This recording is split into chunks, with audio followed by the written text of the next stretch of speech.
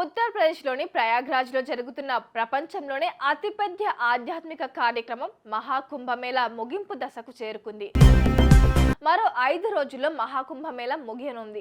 ఇక ఈ క్రమంలో గంగా, యమున, సరస్వతి నదులు కలిసే పవిత్ర త్రివేణి సంగమంలో పుణ్యస్నానాలు చేసేందుకు భక్తులు భారీ సంఖ్యలో తరలి వస్తున్నారు. గత 5 రోజులుగా రోజు 1 కోటి మందికి పైగా భక్తులు ప్రయాగ్రాజ్ చేరుకొని గంగా, యమున, సరస్వతి నదులు కలిసే త్రివేణి సంగమం వద్ద పుణ్యస్నానాలు ఆచరిస్తున్నారు. ఇక ఈ క్రమంలోనే 41 రోజుల వ్యవధిలో అంటే జనవరి 13 నుంచి ఫిబ్రవరి 22 మధ్య దాదాపు 60 కోట్ల మంది పుణ్యస్నానాలు ఆచరించారని యూపీ సీఎం యోగి ఆదిత్యనాథ్ వెల్లడించారు.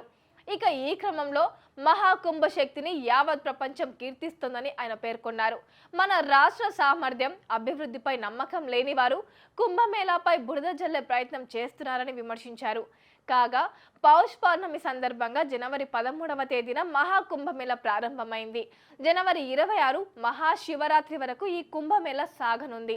దాదాపు 45 రోజుల పాటు జరిగే ఈ మహాకుంభమేళాకు ప్రపంచం నలుమూలల నుంచి దాదాపు 50 కోట్ల మంది భక్తులు వస్తారని యూపీ ప్రభుత్వం ముందుగా అంచనా వేసింది. అయితే అంచనాలకు మించి భక్తులు తరలి వస్తున్నారు.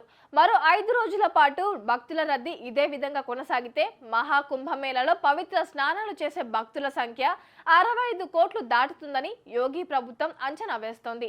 మహాకుంభమేళాలో చివరి రోజైన ఫిబ్రవరి 26న అంటే మహాశివరాత్రి రోజున 2 కోట్ల మంది భక్తులు వస్తారని అంచనా వేస్తున్నారు అధికారులు.